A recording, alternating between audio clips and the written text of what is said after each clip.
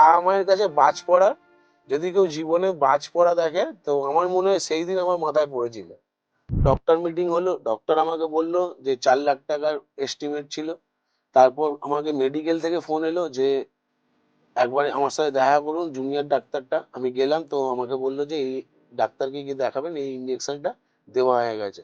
আমি গিয়ে কাগজটা নিয়ে টাটায় দেখালাম, তো যখনই দেখালাম আমি এই ইঞ্জেকশনটা দেওয়া হয়ে গেছে, তো 4 লাখটা হয়ে গেল 12 লাখ টাকা। বললো হাই রিস্কের ট্রিটমেন্ট হবে, 12 লাখ টাকা খরচা। উচ্চ মাধ্যমিক দেওয়ার পর কলেজে ভর্তি ভেবেছিলাম, তো বাবা ফেরি করতো, তো সে হ্যান্ড বিল দিতাম। আমি মাধ্যমিক থেকে তো হ্যান্ড বিল দিতাম ওই উচ্চ মাধ্যমিক মাধ্যমিক হলে স্কুলের বাইরে গিয়ে। পুজোর সময় যে সবাই ঘুরতো আর আমরা এই ভ্যান ঠেলে নিয়ে খাবারের দোকান লাগাতাম, মানে আমি আজ আছি কাল আমার কি হবে আমি নিজেও জানি না। প্রথমে দিদি হারিয়েছি, তার 1 বছর পর বাবা, বাবা মরলো 1 মাস পর মেয়ে।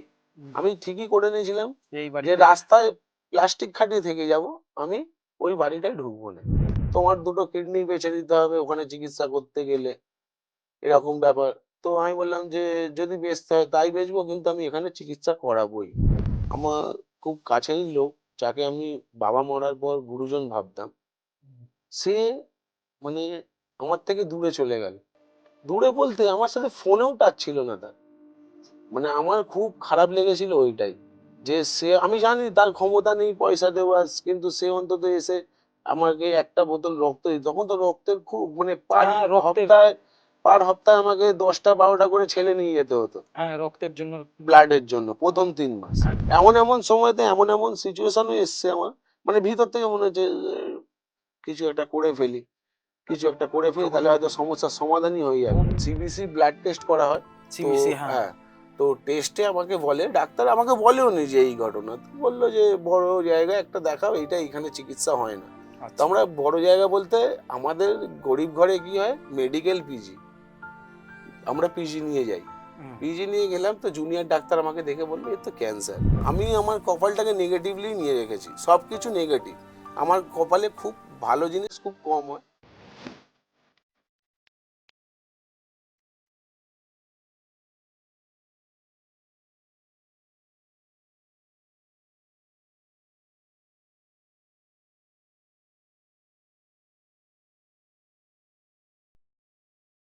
নমস্কার, স্বাগত জানাই আমাদের ইউটিউব চ্যানেল অভিজ্ঞান দত্ত অফিসিয়ালে। আমি অভিজ্ঞান দত্ত। একটি নতুন সেগমেন্ট নিয়ে, একটি নতুন উপস্থাপনা নিয়ে এই চ্যানেলে আমরা এসেছি। এই সেগমেন্টটার নাম কি সেটা পরে বলবো, তার আগে বলি আমরা তো অনেক সেলিব্রিটি, অনেক সাকসেসফুল মানুষ, অনেক বিখ্যাত মানুষের গল্প শুনেছি, কিন্তু প্রত্যেকের মধ্যেই একটা সাধারণ মানুষ লুকিয়ে আছে। তো আজকে সত্যিকারের যারা সাধারণ মানুষ, সকল যারা সেলিব্রিটি নয়, কিন্তু তাদের জীবনের যে লড়াই, সেই লড়াইয়ের গল্প নিয়ে আমার এই সেগমেন্ট। এই সেগমেন্টের নাম হচ্ছে সাধারণের অসাধারণ গল্প। তো সাধারণের অসাধারণ গল্পর এক একটা এপিসোড আসতে চলেছে, কিন্তু প্রথম এপিসোডে আমি যাকে এনেছি তার ব্যাপারে আমি কিছু নিজের মতো করে লিখেছি। অ্যাকচুয়ালি আমার ওয়াইফ লিখেছে, তো সেই লেখাটা আমি একটু আপনাদের পড়ে শোনাতে চাই, তারপর আমি ইন্ট্রোডিউস করব। আমাদের টকশোতে নয়, আমাদের শব্দের ঠেকে কিছু নরম, কিছু কঠিন, কিছু অনুচ্চারিত।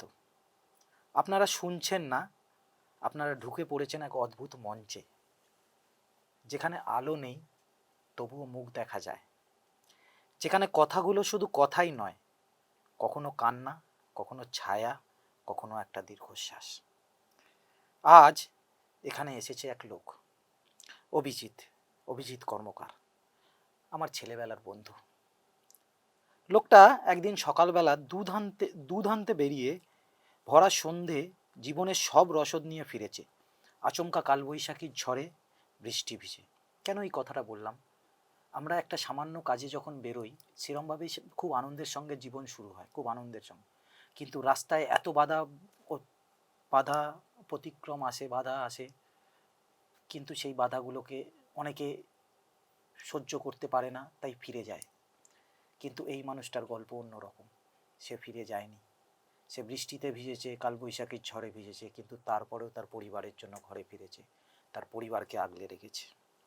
ওর জীবন দরজা ভাঙা এক বাড়ি, যেখানে প্রতিটি জানলায় লেখা এখানে সাহস রাখা আছে, ধার নিতে পারো কিন্তু চুরি করো না।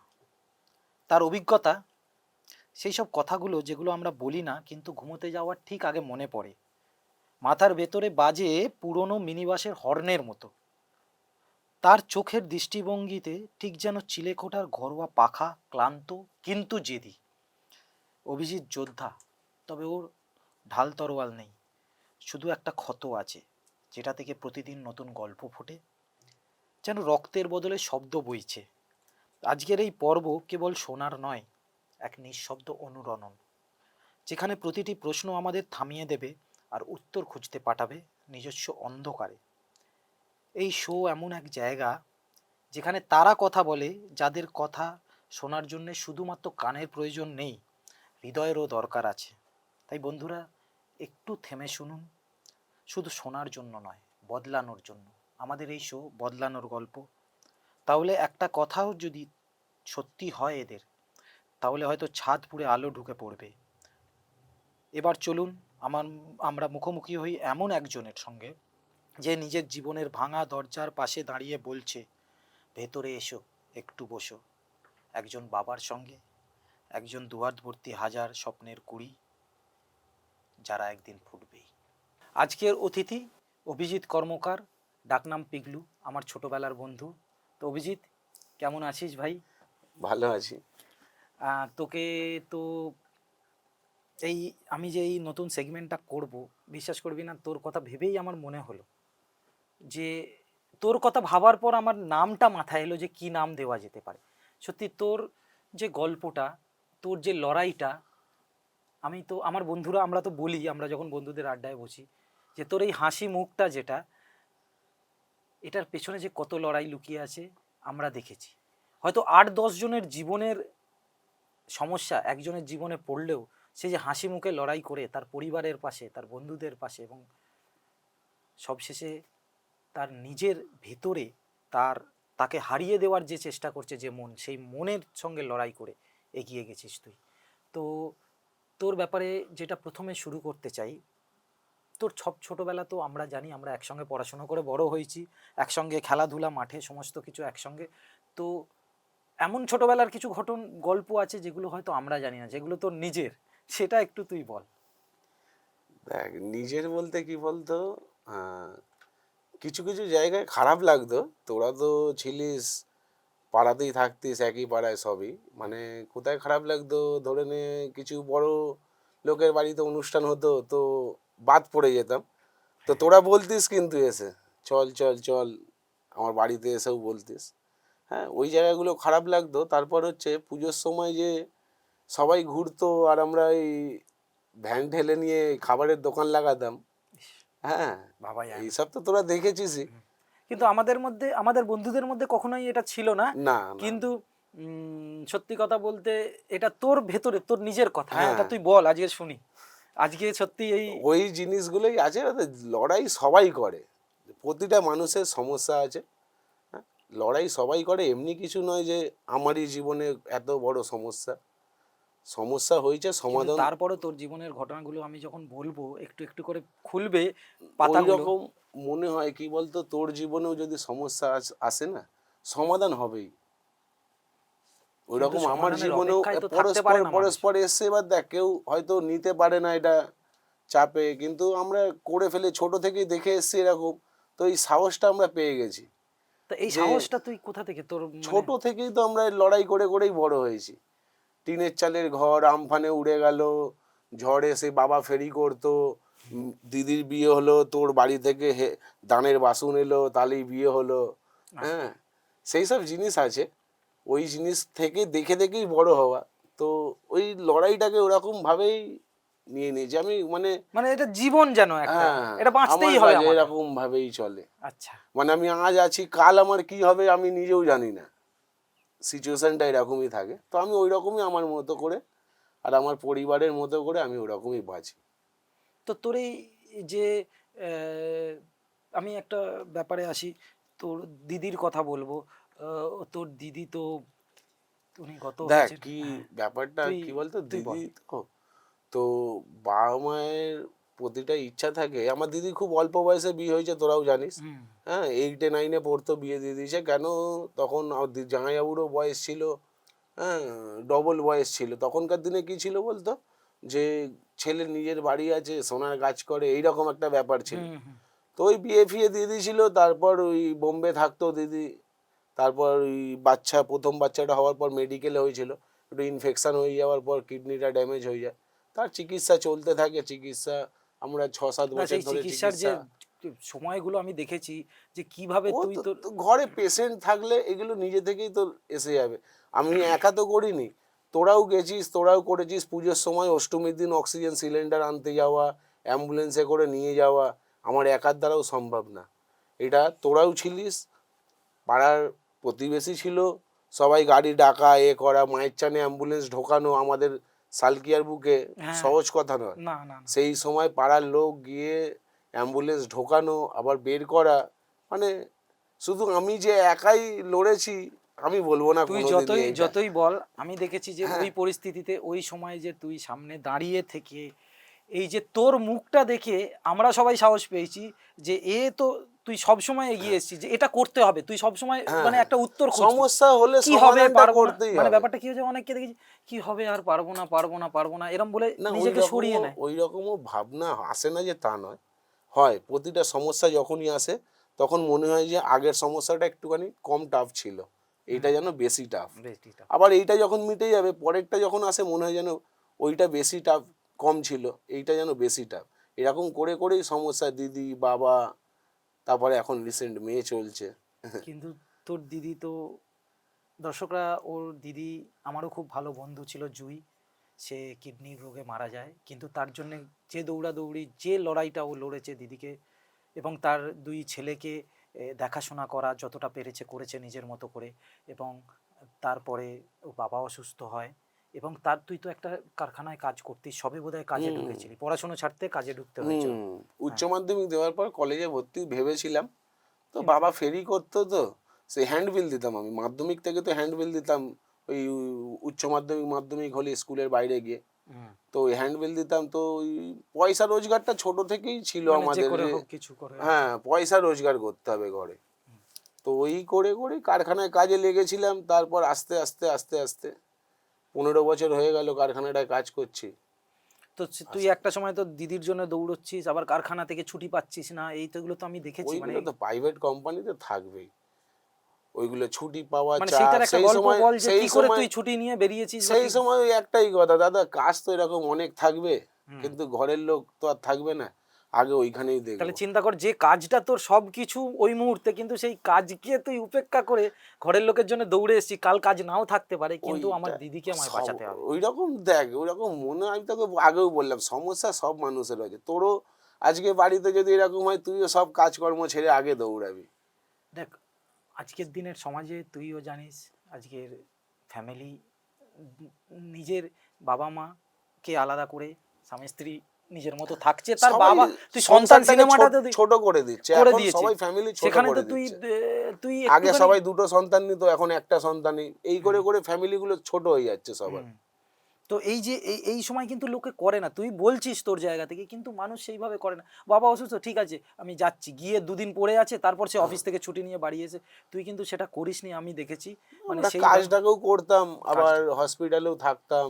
এরকম তো ছিল, আমাদের হসপিটালই ঘর সংসার হয়ে হ্যাঁ, গেছিল। হ্যাঁ, হ্যাঁ, মেডিকেলে আমরা মাসের পর মাস পড়ে পড়ে থাকতাম। থাকতি, তারপর রাত্রির অফিস বেলা, থেকে হ্যাঁ, কাজ ডাইরেক্ট থেকে মেডিকেল, গিয়ে মেডিকেলে চলে মেডিকেল থেকে। যেতাম, ওইখানেই এবং পড়ে সেই থাকতাম। জায়গা থেকে তুই ফিরে এসে নিজের অফিসে একটা ভালো জায়গা, ভালো একটা পোস্ট পাওয়া, এবং তারপর সেখান থেকে তুই আস্তে আস্তে তোর আম, প্রেমের একটু গল্পটা একটু মানে অনেক সিরিয়াস হয়ে যাচ্ছে, তোর কিভাবে তোর বিয়েটা হলো, এবং বিয়ের পর পরের গল্পটায় দেখ, ওই আসছি। রকমই ছিল, দিদি ছিল বেঁচে, হুম, কিডনির সমস্যা ছিল। তো আমরা, বাবা আর আমি একটুখানি অবজেকশন করেছিলাম দিদিকে এখানে না রাখার, যে শ্বশুর বাড়িতে থাক, চিকিৎসা হবে, আমাদের যতটা করার আমরা করব।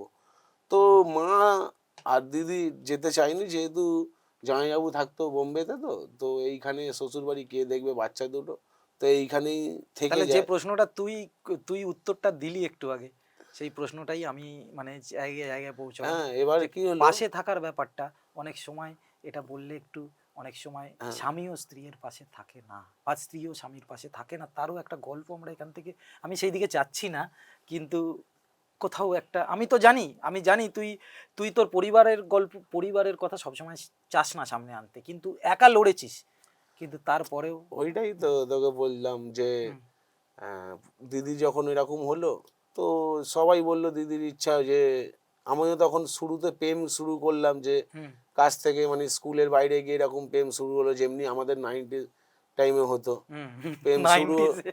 ওই রকমই তো হতো, স্কুলের হ্যাঁ, বাইরে আমরা আড্ডা মারতাম, মাঠে হ্যাঁ, যেতাম। হ্যাঁ, হ্যাঁ, ওই রকম করে প্রেম শুরু হলো। এবার বাড়ির লোক দেখলো তো দিদির ইচ্ছা বিয়ে দিতে হবে এবছরই। তখন আমার বয়স ছিল 24 মানে বছর। দিদি চাইছিল তোর হ্যাঁ, বিয়েটা দিদি দেখে যেতে। বিয়ে দেখে যাবে, মানে ছেলের বিয়ে দেখবে, ভাইয়ের হ্যাঁ, বিয়ে দেখবে, তো হ্যাঁ, বাবা মা একদম রাজি, বিয়ে করবে। হুম, তো আমি 26 বছর বয়সে বিয়ে করে নিই। আচ্ছা।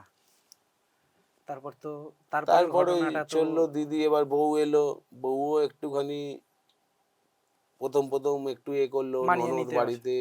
মানিয়ে তারপর নিতে ওই হচ্ছে। সারা আমাদের সপ্তাহে 3টে ডায়ালিসিস থাকতো, যাওয়া আসা। 3টে ডায়ালিসিস সপ্তাহে? হ্যাঁ, দিদির থাকতো, তা ওই এই নিয়ে খরচাগুলো যাওয়া নিয়ে কিভাবে, আসা। মানে ব্যাপারটা? হতো এরকম ভাবেই হতো, জামাইবাবু কিছু পাঠাতো, এইখান থেকে কিছু জোগাড় হতো, পাড়া প্রতিবেশী হেল্প করতো। বাবা তো জানিস তোরা তো, হুম। আজকে তোদের ফ্যামিলি, হ্যাঁ, তারপর আরো 3-4টে ফ্যামিলি আছে পাড়ায়, যে আমাদের বাড়িটাকে খুব ভালোবাসে, না, সে বাবা তো আমার মা বাড়ির লোকের সবাই। সঙ্গে তো হ্যাঁ, তোদের একটা বাড়ির লোকের ওই রকম লিঙ্ক ভাবেই আছে। চলতো। আচ্ছা, তারপরে যে ঘটনাটা তোর জীবনে ঘটেছে, সেই ঘটনাটা তো আমরা বন্ধুরা এবং দেখ, সবাই সাক্ষী। জীবনে আগে বাজ না, আগে পড়েছে। ঘটনাটা আমি দর্শকদের বলি। এই ঘটনাটা সত্যি আমার গায়ে কাঁটা দিচ্ছে এখনো বলতে। ওর বিয়ে হয়, ও এগুলো না খুব একটা বলতে চায় না, ওকে জোর করেই আজকে বন্ধুরা আমার নিয়ে আসা, কিন্তু ওর গল্প জানা উচিত। প্রচুর লোক এর আর্ধেক জায়গাতেও হার মেনে চলে যায়, ও কিন্তু হার মানেনি, এবং বারবার করে ও একটা জিনিসই বলছে, এটা সবার সঙ্গে হয়, সবার সঙ্গে হয় না। অন্তত 5 জনের সঙ্গে যেটা হয় সেটা একজনের সঙ্গে হয়েছে। আপনারা তো ধীরে ধীরে শুনলেন ওর দিদির গল্প, প্রতিদিনের গল্প। এবার একটা জায়গায় আসি যেখানে ওর বিয়ে হয়, ওর মেয়ে হয়। ওর মেয়ে আমাদের পাড়ার সবার কাছে মানুষ হচ্ছিল, খুব সুন্দর একটা পুচকি বলতাম, পুচকি বলি আমরা ওকে। তো খুব সুন্দর একটা বাচ্চা ফুটফুটে মেয়ে, সে আস্তে আস্তে বড় হচ্ছিল। কিন্তু ওটা কোন সাল? 2021। 21-এ 21 সাল, লকডাউন। লকডাউনের পরে, জাস্ট লকডাউন, হ্যাঁ, হ্যাঁ, প্রথম মানে লকডাউন। তখন ওই সেন্ট্রাল জোন চলছিল। হ্যাঁ, সেন্ট্রাল। ওই সময় ওর মেয়ের বয়স কত হবে তখন? 3 বছর। 3 বছর বয়স, হঠাৎ করে ব্লাড ক্যান্সার ধরা পড়ে। মানে আমার এখনো 3 বছরের মেয়ের ব্লাড ক্যান্সার, আমার মনে আছে সেই রাতটার কথাটা হ্যাঁ। বলতো।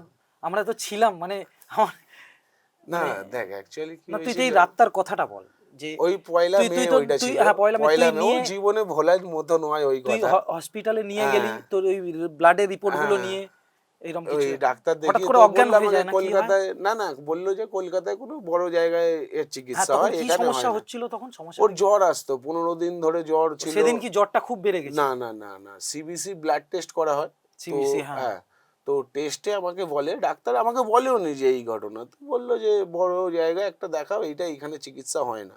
তো আচ্ছা। আমরা বড় জায়গা বলতে, আমাদের গরিব ঘরে কি হয়, মেডিকেল পিজি, আমরা পিজি নিয়ে যাই।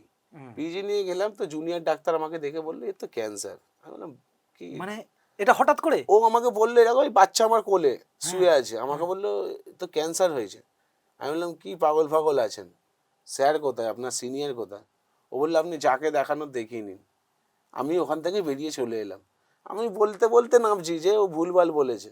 একটা 330 টাকার, হ্যাঁ, ব্লাড টেস্টে কি করে এরকম রিপোর্ট একটা বেরিয়ে যাবে? হ্যাঁ, হ্যাঁ, আমরা ওখান থেকে মেডিকেল নিয়ে যাই, যখন আমরা পুরোপুরি জানতে পারি, ডাক্তাররা বোর্ড বসায়, আমাকে ডাকে পরের দিন সকালে, তখন আমাকে বলল যে তোমার মেয়ের সেই ব্লাড মুহূর্তে ক্যান্সার মনের হয়েছে। অবস্থাটা একটু তুই বল। অবস্থা তোকে বলবো, বাবা মায়ের কাছে বাজ পড়া। যদি কেউ জীবনে বাজ পড়া দেখে, তো আমার মনে হয় সেই দিন আমার মাথায় পড়েছিল। হ্যাঁ, মানে প্রথম যা সমস্যা। প্রথম নামটা হচ্ছে ক্যান্সার। দেখ, রোগ হবে, একটা হবে ইনফেকশন, এই ওই হলো, ঠিক আছে। এই যে ক্যান্সারটা শুনে নিয়েছিলাম না, তখন তাও আমরা নিজের জানতাম না মেয়ের। যে এরকম চিকিৎসা ব্যবস্থা, ঠিক সময় ঠিক চিকিৎসা যদি পাওয়া যায়, রিকভারি করতে পারে, এইটা মাথায় ছিল না। সেই সময় মাথায় বাজ পড়ার মতো, যে একটা ক্যান্সার, 3 বছরের মেয়ের, কি করব। তো মেডিকেল থেকে বললো যে এরকম এখানেই চিকিৎসা হবে, তো ওরা চিকিৎসা ওদের করছিল। হুম, তো বন্ধু বান্ধব তোরা যেভাবে পাশে দাঁড়ালি, তারপর আমরা টাটায় চলে গেলাম। এবার টাটায় গিয়ে যখন আমাদের অ্যামাউন্টটা বললো যে মোটামুটি 10-12 লাখ টাকা খরচা, তখন তো আমি মোটামুটি পিছনে সরে এসেছিলাম, পুরো তখন কি পিছিয়ে মনে হচ্ছিল? মানে আমি বারবার করে পিছিয়ে জিজ্ঞেস সরে করছি, এসেছিলাম। কারণ কি এই মনে মনের হচ্ছিল কথাগুলো তোকে, তুই কোনোদিন বলিসনি আমাদেরকে। ওই কথা তোকে ভাষায় প্রকাশই করতে পারবো না আমি তোকে। যে আমার যেই দিন সকালবেলা 9টার সময় আমাকে বলে ডাক্তার তোমার বাচ্চার ব্লাড ক্যান্সার হয়েছে, হুম। সেই সময় আমাকে আমাকে একা বলে, আমার বউ কাঁচের ওই পারে বাচ্চাকে নিয়ে বসে আছে, আর বাইরে মা দাঁড়িয়ে আছে, শাশুড়ি ছিল।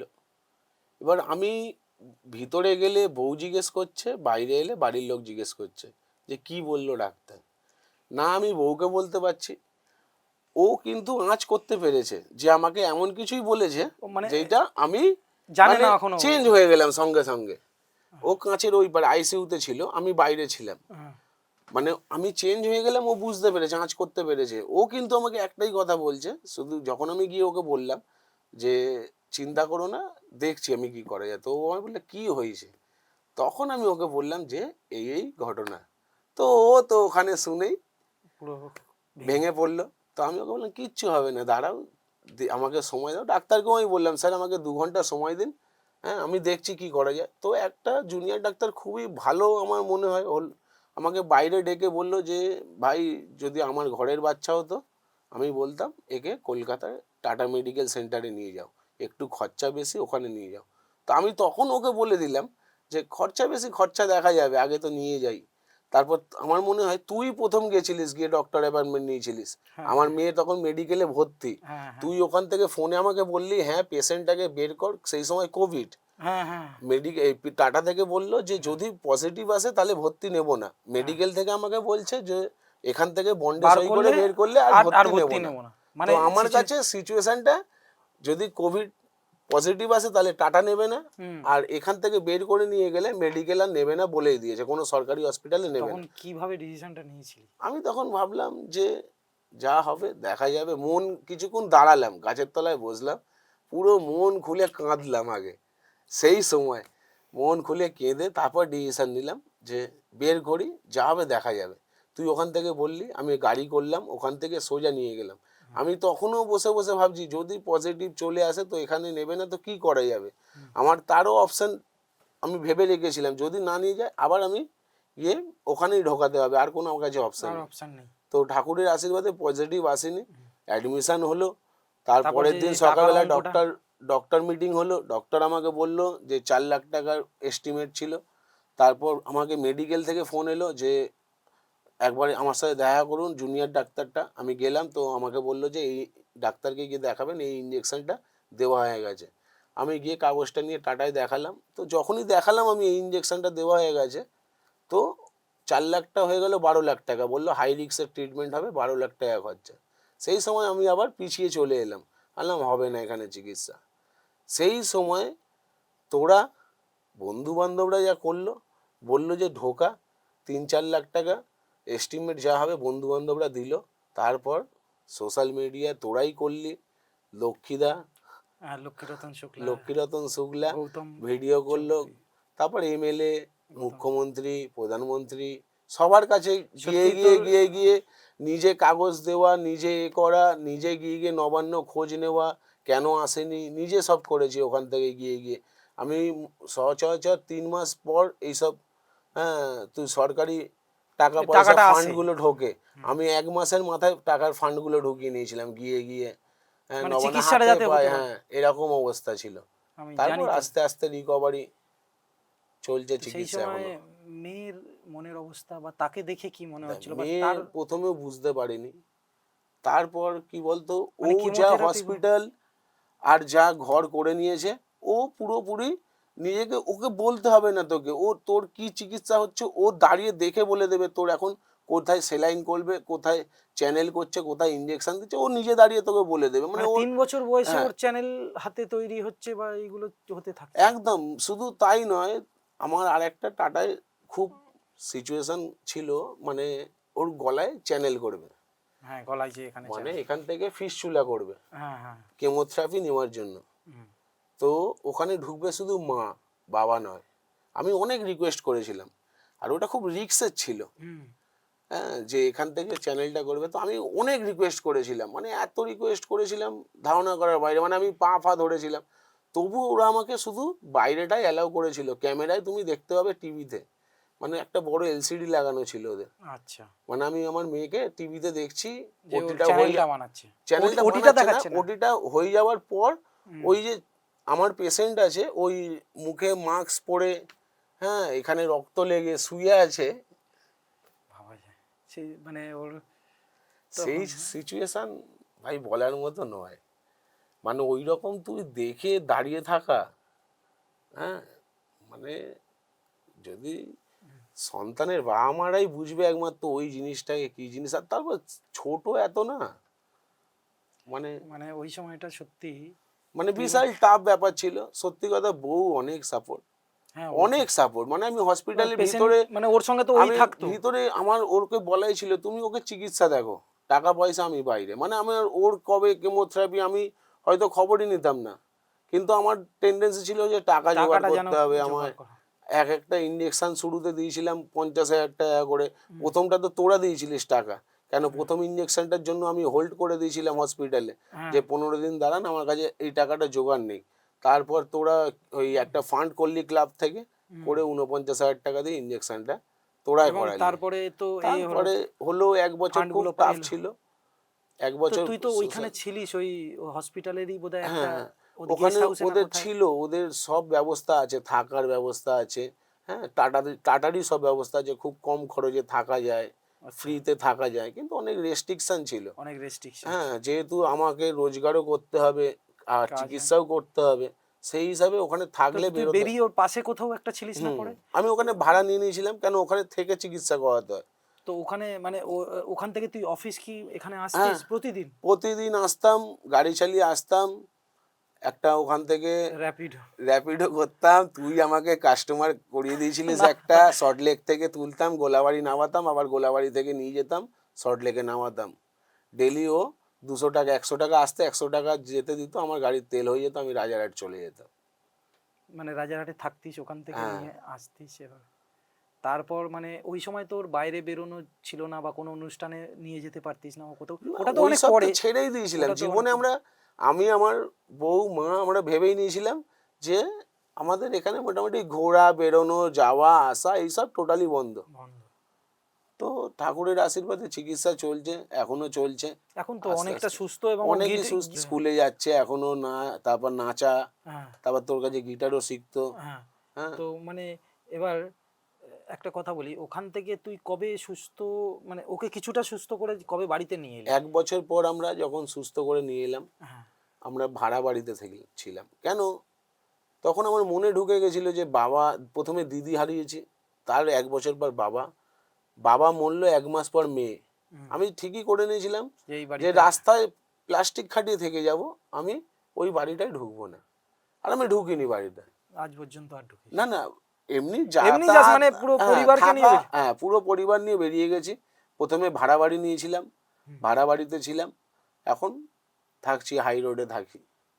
এবং তারপরে তুই নিজের বাড়ি তৈরি করিস হুম, এবং সেই সব- বাড়িতে নিজের পরিবারকে নিয়ে গিয়ে রাখিস, এবং তোর মা আজকে যে বাড়ি বাড়ি কাজ করতো তাকেও তুই হুম, সেই আমি কাজ মা থেকে এখনো বলে, আমি মাঝে মধ্যেই বলি মা হোম লোনটা আছে, এই লোন ওই লোন এই, মা এখনো বলে আমি কাজ করবো। হ্যাঁ, না থাকো, অনেক কাজ করেছো, অনেক জীবনে দেখেছি, ছোট থেকে যা দেখেছি, ওই সকালবেলা 7টার সময় বাবার রান্না করে চলে যেত, আর ওই কারুর বাড়িতে রান্না, কারুর বাড়িতে বাসন মাজা, কারুর ঘর পোছা, এরকম করে বাড়ি ফিরতো রাত্রি তখন 11টা, ধরে দুপুরবেলা খাবার টাইমে আসতো।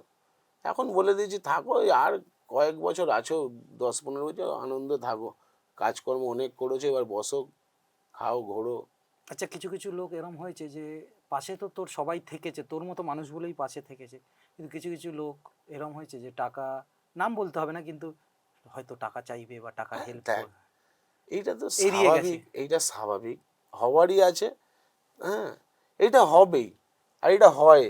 সেমনি আমারও ক্ষেত্রে হয়েছে, যখন প্রথম ধরা পড়ে তখন কেউ ছিল না পাশে, কেউ ছিল না। আমি যেখানে কাজ করি সেইখানে মালিক পর্যন্ত ছিল না, ছিল আমার না। আমার ফোন ধরতো না। ও যে আমাকে ভাবছে যে এমনকি উপদেশ দিয়েছিল যে ওর নাকি কোনো পেশেন্টের হয়তো টাটায় চিকিৎসা হয়েছিল, ওদের হুম, ফ্যামিলির কোনো, হুম, তো আমাকে বললো যে তোমার দুটো কিডনি বেচে দিতে হবে ওখানে চিকিৎসা করতে গেলে, এরকম ব্যাপার। তো আমি বললাম যে যদি বেচতে হয় তাই বেচবো, কিন্তু আমি এখানে চিকিৎসা করাবোই। তো করিয়েছি, কিডনিও বেচতে হয়নি। এখনো গেলে বলি আমি, দাদা কিডনি দুটো লাগানোই আছে, কিন্তু মেয়ে দেখুন স্কুল যাচ্ছে, খেলছে, কুদছে, সব তো করছে। এখন কি রেস্ট্রিকশনের মধ্যে আর মেয়েকে রাখতে হয়, কিরম ভাবে এখন কিছুই রেস্ট্রিকশন না। এখন ভাই সত্যি কথা, আজ আছি কাল কি হবে আমি নিজে জানি না। কেন এইসব পেশেন্ট এখন ঠিক আছে, রিল্যাপস করতে বেশি সময় লাগে না।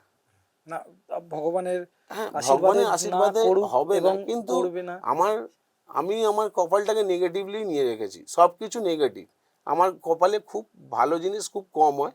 তো আমি এইটাকেও এরকম ভাবেই ভেবে রেখে দিয়েছি যে আজ আছে, এই বউকেও বলি যে ও পড়বে না, ছেড়ে দাও, পড়াতে হবে না। এখন স্কুল যাবে না, ছেড়ে দাও, যেতে হবে না। আজ আছি আমরা, কাল কি হবে আমরা নিজেরাও জানি না। তো আমাদের এইরকমই জীবন। মেয়েকে নিয়েও আমি মেয়েকেও বলে দিয়েছি, যা ইচ্ছে হবে তাই করবি। গিটার শিখবে, তুই গিয়ে কিনে দিলি গিটার, আবার গিটার শিখবো না, নাচ শিখবো, না, তাই কর, আমি যে- ছেড়ে দিয়েছি, তুই যেইটা না, ও ইচ্ছা। বাঁচুক ওর মতো হ্যাঁ, শুধু জীবনটা। মানুষ হ, আমার কাছে কথা মানুষ হ। আর সত্যি ও মানে এত, যেগুলো দেখে নিয়েছে। ওর 8 বছর বয়স ভাই।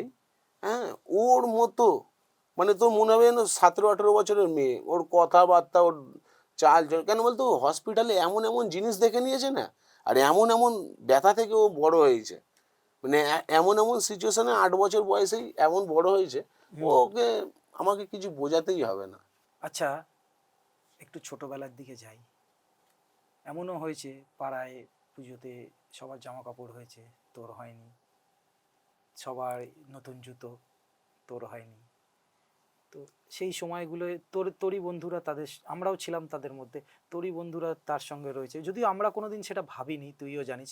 কিন্তু তোর কখনো এটা মন থেকে মনে হয়নি যে না না আমি বেরোবো না, বা বড় হয়েও কখনো যে? দেখ ভাই, আমি কোনোদিন আমার এরকম হয়নি যে জামা কাপড় হয়নি, আর আচ্ছা। এরকম হয়নি যে আমি পয়সা নেই বলে ঘুরতে পারিনি। আচ্ছা। আমি, আমার ভগবান একটাই জিনিস দিচ্ছে, বন্ধু বান্ধব। হুম। আমার জামা হয়নি তো পাড়ার লোক জামা দিয়ে গেছে, তোর ফ্যামিলি থেকেই জামা দিয়েছে। হ্যাঁ, আর আমার কাছে পয়সা ছিল না, গাড়ি করে তোরাই ঘুরতে নিয়ে যেতিস ক্লাব থেকে, যে আবার উল্টে খাওয়া দাওয়া, মানে আবার উল্টে খাওয়া দাওয়া প্লাস যা তুই আনন্দ করবি একদম ওখানে, সবই তোরাই করতিস। আমার কোনোদিন ওইসব দিকে ভাবনাই আসেনি যে আমি এইটা পাইনি ও পেয়েছে, আমি কোনোদিন বা এইসব কেউ ভাবি। কেউ কখনো তোকে মানে এই জায়গাটাতে দেখ একটু এড়িয়ে হতো যাওয়া? যে সব তোরা ঘুরতে বেরোতিস আমাদের আমি আমাদের টাইমে। কথা বলছি না, আমাদের তো সম্পর্কটা একটা অন্যরকম সম্পর্ক। তো আমাদের কোনো ওইভাবে কোনোদিন আমরা দেখিনি, আমরা কেউ কাউকেই দেখিনি। আমাদের বন্ধুদের মধ্যে অনেকে আছে যে যারা এইভাবে লড়াই করে এগিয়েছে। তো আহ, মানে বাইরের কেউ কখনো, বা কেউ কোনো ঘটনা যে যে তোকে কেউ অ্যাভয়েড করে দিচ্ছে, ভাবছে যে ও সুবিধা চাইবে বা ও কোনো হেল্প চাইবে, এরকম কখনো হয়েছে সেরকম কোনো ঘটনা। ঘটনা একটা? এরকম অনেক ঘটনাই আছে, তার মধ্যে একটা হচ্ছে আমাদের সেই সময়তে আমার মেয়ের খুব শরীর খারাপ হয়। সেই সময় যখন আমি জানতে পারি, আমি যখন মাকে বলি যে এরকম শরীর খারাপ হয়েছে, তখন আমার খুব কাছেরই লোক, যাকে আমি বাবা মরার পর গুরুজন ভাবতাম, হুম। সে মানে আমার থেকে দূরে চলে গেল। দূরে বলতে আমার সাথে ফোনেও টাচ ছিল না তার। আচ্ছা। মানে আমার খুব খারাপ লেগেছিল ওইটাই, যে সে, আমি জানি তার ক্ষমতা নেই পয়সা দেওয়ার, কিন্তু সে অন্তত এসে আমাকে একটা বোতল রক্ত দিত। তখন তো রক্তের খুব মানে হ্যাঁ, রক্তের। হপ্তায় পার হপ্তাহে আমাকে 10টা 12টা করে ছেলে নিয়ে যেতে হতো হ্যাঁ, রক্তের জন্য। ব্লাডের জন্য হ্যাঁ। প্রথম 3 মাস। হ্যাঁ। তখন ব্লাড মানে ফোনে আমি দিচ্ছি, ছেলেকে ফোন করে রিকোয়েস্ট করে গাড়ি ভাড়া করে বাসে করে নিয়ে আসা, তখন এরকম। কিন্তু এরকম লোক আছে আমার ফ্যামিলিতেই, আমি ছিল কিন্তু টাচে ছিল না। সেই জিনিসগুলো তো খুব এখন লেগেছে কিছুটা এখন। সময় ভালো হওয়ার পর তারা কি আবার ঘুরে এসছে? একদম, ঘুরে মানে এসছে? এসে মানে মেলা মেশা সবই আছে, কিন্তু আমি কোনোদিন কাউকে বুঝতে দিইনি। আমি ঠিক আছে, আছে, সুবিধাবাদী লোক তো সমাজে থাকবেই। কিন্তু তার মানে ভাব যে তোর মনে কখনোই কারুর ব্যাপারে খারাপ লাগা জন্মাতে পারে, কিন্তু সেই নেগেটিভিটিটা তুই কোনোদিন ধরে না, রাখিসনি। বুঝতে দিই না আমি, যে ঠিক আছে ও ওইরকম। আমি তাও ঘরে মাকে বলি, আমার ওয়াইফের সাথেও কথা হয় যে ওই রকম এখন আসছে এ করছে, তাও ঠিক আছে থাক। মা বলে কেন করবে, আমি, না থাক, ছাড়ো না, ও ওইতে খুশি। তো তোর এখন তুই যখন রাত্রিবেলা বাড়িতে যাস সমস্ত কাজের শেষে, তুই যখন একা শুস, এখন মানে রাত্রির বেলা কখনো মনে হয় যে এরপর কি হবে, কি দেখ হতে আমার পারে? শান্তিটা কোথায় লাগে জানিস তো ভাই, রাত্রির বেলা সারাদিন তো সময় হয় না, রাত্রির বেলায় যখন গিয়ে পরিবার মিলে খেতে বসি না, মেঝেতেই বসা হয় আমাদের খেতে, ওই যে খেতে বসি না, ওই 20-25 মিনিট, মানে তোকে কি বলবো, এত শান্তি, মানে ওই কথা বলছে, মা বলছে, বউ বলছে, মানে ওইটাই আমার শান্তি। সারাদিন খাটাখাটনিটা না আমার ওখানেই শেষ হয়ে যায়। ওই আচ্ছা, 15 মিনিট আমি আমার ফ্যামিলি নিয়ে থাকবো, মেয়ে মা আছে, বউ আছে, বসে ইয়ে মেঝেতে বসে খাওয়া, গল্প হলো, ব্যাস ওইটাই আমার খুব আনন্দ। নিজের বাড়িতে, একদম, যেখানে টালির চালের যেখানে দেখ বাড়িতে তুই আমরা আগে থাকতিস। আজকে না নতুন বাড়ি হয়েছে, আমরা এর আগেও টালির চালের বাড়ি, টিনের চালের বাড়ি থাকতাম। হুম, হ্যাঁ, এর আগেও আমাদের ওই একই ধরনের ছিল, যে ফ্যামিলি নিয়েই বসে খাওয়া। আর যখন ভাড়া বাড়ি যাই তখনও এরকমই ছিল আমাদের, আর এখনো ওই রকমই আছে, আর আগামী দিনেও থাকবে, এই নিচে বসে খাওয়া আর এরকম একসাথে থাকা। এখনো হয়তো আমি বাড়ির লোক খাইনি, আমি তুই যাবো তাহলেই খাওয়া দাওয়া মানে হবে, এরকম এতটা ব্যাপার আছে। হ্যাঁ, সময়। এরকমই ব্যাপার আছে। আমরাও ওরকম করি, কেউ ঘরে বা মা নেই, যতক্ষণ না আসবে কেউ খাবে না, এরকমই একটা মুহূর্ত। চলছে আমাদের।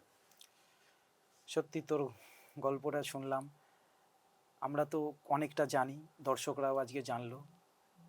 তো শেষ করার আগে যারা তাদের কথা বলবো, যারা সত্যি এরম মুহূর্তের মধ্যে, আমি জানি তুই যে সমস্যায় পড়েছিস, 1000 জনে 1জন এই সমস্যায় পড়ে কিনা সন্দেহ, তাও এরম মানুষ যারা তোর মতো অর্ধেক সমস্যায় পড়েও যারা হেরে যেতে ভয় পাচ্ছে, ছেড়ে দিচ্ছে, হার মেনে নিচ্ছে, তাদেরকে তুই কি বলবি? আমার এই মানে সেগমেন্টটা করাই তোকে নিয়ে আসার এটা আমি মেন। একটাই জিনিস বলবো, দেখ আমারও যখন এরকম হয় আমিও অনেক কিছু ভেবেছিলাম, যে থেকে লাভ নেই, সুসাইড করে নি। যখন মেয়ের যখন সুইসাইড এরকম, করার কথাও মনে হয়েছিল। যখন মেয়ের যখন শরীর খারাপ এরকম হয়, হুম, যখন প্রথম 3 দিন হুম, হসপিটাল হুম, থেকে হুম, যখন আমাকে বলেছে, তখন আমি নিতে পারছিলাম না। আমি বাড়ি যেতাম রাত্রিবেলা, আমার 4 তলার উপর বাড়ি ছিল। হুম, হ্যাঁ, 4 তলার উপরে বাড়ি ছিল, আমি বাড়ি হুম, যেতাম, সারা ছাদে ধরে নে ঘুরছি, হাঁটছি। এমন এমন সময়তে এমন এমন সিচুয়েশনও এসছে আমার, মানে ভিতর থেকে মনে হচ্ছে যে কিছু একটা করে ফেলি, কিছু একটা করে ফেলি, তখন তাহলে হয়তো সমস্যার সমাধানই হয়ে যাবে। কোন কোন কার হ্যাঁ, মুখ তোকে আটকেছে? মেয়ের মুখ? তারপর তখন এই একটা করার আগেও আবার ভাবতাম যে আমি যদি কিছু করি, আমার পিছনে তখন 6টা 7টা পেট চলতো, হুম, আমার দুটো ভাগনাও ছিল। দুটো ভাগনাকে তুই তো করতিস। দেখ বড় অবধি আমাদের কাছেই ছিল, হ্যাঁ, যেহেতু ছেলে, আমাদের ধারণা, যেহেতু মা বলে, হুম, যেহেতু দিদির বেটা ছেলে, দুটোই বেটা ছেলে, তো ওই জন্য ওর বাবা নিয়ে চলে গেছে। হুম, যদি কিন্তু মেয়ে তাকে থাকতো তো হয়তো বড় আমাদের অবধি, কাছেই হ্যাঁ থাকতো। বড় অবধি। এখন, হ্যাঁ এখন বিয়ে করেছে, ওর বাবাই বিয়ে করেছে, এখন নতুন মা আচ্ছা, আছে, হয়তো ওরা কি না সে আসতে তারা তাদের মতো করে তাদের ভালো মতো আছে। একদম ভালো, কিন্তু খুব ভালো। সেই সময় যখন মানে পরিবারে এরম অবস্থা, সেই সময় দুটো ভাগনা, মা, বউ, মেয়ে, মেয়ে প্রত্যেককে দেখা। ওই রকমই চলতো, ওই রকম ভাবেই চলতো। মাও ছিল, দুটো ভাগনাও ছিল, পড়াশোনাও ছিল আমাদের। দেখ সবই ছোট থেকে সরকারি স্কুলে পড়া, পড়াশোনা খরচাটা আমাদের খুব বেশি ছিল না হুম, কোনোদিনই। এবার ওই এখন তো সবই ফ্রি, বই খাতা সবই দিয়ে দেয়, ব্যাগ স্কুল, ভাগনাগুলো তাই, মেয়েও তাই, সবই ওরকম, আমাদের পড়াশোনা খরচাটা একটু কম। হ্যাঁ, তো তাদেরকে তুই কি বলবি যারা শুধু সত্যি সমস্যায় পড়ছে, আটকে যাচ্ছে, একটু ভয় পাচ্ছে? কখনো তুই যেরকম সুইসাইড করবি ভেবেছি, ওরম ভয় পাচ্ছে, বা হাল ছেড়ে দিচ্ছে, বা পালিয়ে যাচ্ছে, বা লুকিয়ে পড়ছে, তাদেরকে কি বলবি? আমি সবাইকে একটাই বলবো ভাই, জীবনে সমস্যা যদি হয় তার সমাধান হবেই। হবেই। তুই আজকে আছিস, চোখ বুঝবি, আবার কাল চলে আসবে, দিন কিভাবে পার হচ্ছে তুইও জানিস না। হুম, সেমনি সমস্যা যদি আসে, তোর আজকে যদি সমস্যা হয়, কাল দেখবি সমাধানও হবে। তার জন্য কিন্তু অপেক্ষা করতে হবে, অপেক্ষা করতে হবে, তোকে চেষ্টা করতে হবে, লড়তে হবে, এগুলো তোকে পরীক্ষা দিতে হবে। পরীক্ষা তুই দেবে। পরীক্ষা দিবি, ফলাফল ঠিক তোর পরে পাবি। এটা হচ্ছে নিয়মই আছে জীবনের ভাই, আমি যা বুঝলাম। জি, অনেক পরীক্ষা দিয়েছি, দিয়ে এখন ফলাফলটা আজকের পাইনি যে, এখনো, আরো হয়তো আগামী দিনে পরীক্ষা দিয়ে তারপর হয়তো শেষ কিন্তু জীবনে পাবো। এখনো যে ফলাফলটা তুই পেয়েছিস আজকে, টালির চালের বাড়ি থেকে দিদিকে নিয়ে এত দৌড়াদৌড়ি, বাবাকে হারিয়েছিস, মেয়ের এরম অবস্থা থেকে তাকে সুস্থ করে ফিরিয়ে এনে তুই ভাড়া বাড়িতে থাকার পর নিজের কাজের জায়গায়, তুই নিজের জায়গা একটা বড় ভালো জায়গায় গেছিস, অফিসের একটা বিশ্বস্ত জায়গায় ভালো পোস্টে, এবং তারপরে তুই নিজের বাড়ি করেছিস। সত্যি তোর গল্প মানুষের কাছে একটা উদাহরণের মতো। একটার পরে একটা এরকম হতে আসছে আর একটা সত্যি 5 জনের জীবনের ঘটনা, আমি বারবার করে বলছি 5 জনের জীবনের ঘটনা তোর একার জীবনে ঘটছে, এবং সেটার পরেও তুই এই যে হাসি মুখে, তোর এই হাসি মুখটা সত্যি আমাকে খুব সাহস দেয়। আমি তো বললাম না এই পডকাস্টটা করারই এই কনসেপ্টটাই ভাব আমার মাথায় এসেছিল তোকে দেখে, যে সাধারণ মানুষ কি অসাধারণ লড়াইটা লড়তে পারে। সত্যি আমি যদি কোনোদিন সম্ভব হয় তো তোকে নিয়ে একটা ছবিও বানানোর চেষ্টা করব, সেটা যদি আমি কোনোদিন করতে পারি। অভিজিৎ, তুই এসছিস এরম একটা টক শোতে, আমার সঙ্গে দর্শকদের সাথে সমস্ত কিছু শেয়ার করেছিস। বন্ধুরা, একটা এমন গল্প আজকে আমরা শুনলাম, এমন মানুষের গল্প আজকে আমরা শুনলাম, আমি জানি না সে আগে কোথায় গিয়ে দাঁড়াবে, কিন্তু তাকে হারানো যায় না, সত্যি হারানো যায় না। এমন এক যোদ্ধা, একবার দেখে মনে হবে হেরে যাচ্ছে, কিন্তু ঘুরে দাঁড়াবেই। তো তোমরাও ঘুরে দাঁড়াও, যে যে পরিস্থিতিতে আছো, একটু শান্ত হয়ে, ও যেরম বললো গাছের নিচে দাঁড়িয়ে একটু ঠান্ডা মাথায় কেঁদেছে, কাঁদতে হবে হয়তো, কিন্তু চোখের জল ফেলার পরেও আবার ভাবতে হবে শান্ত হয়ে যে কোথা দিয়ে রাস্তা বেরোনো যায়। অভিজিৎ বেরিয়েছে, আমরাও আমাদের মতো করে চেষ্টা করি, সবাই বেরোবে এবং সবাই ভালো থাকবেন। থ্যাংক ইউ পিল্লু, তুই থ্যাংক ইউ এসছিস ভাই। এরম একটা এতে। একদম সবাই ভালো থাকবেন, সবাই আনন্দে থাকবেন, এগিয়ে যেতে হবে জীবনে, এই বলে আমাদের প্রথম এপিসোড শেষ করছি। চ্যানেলটিকে আপনারা সাবস্ক্রাইব করুন, ভালো লাগলে বন্ধুদের সাথে অভিজিতের গল্পটা শেয়ার করবেন।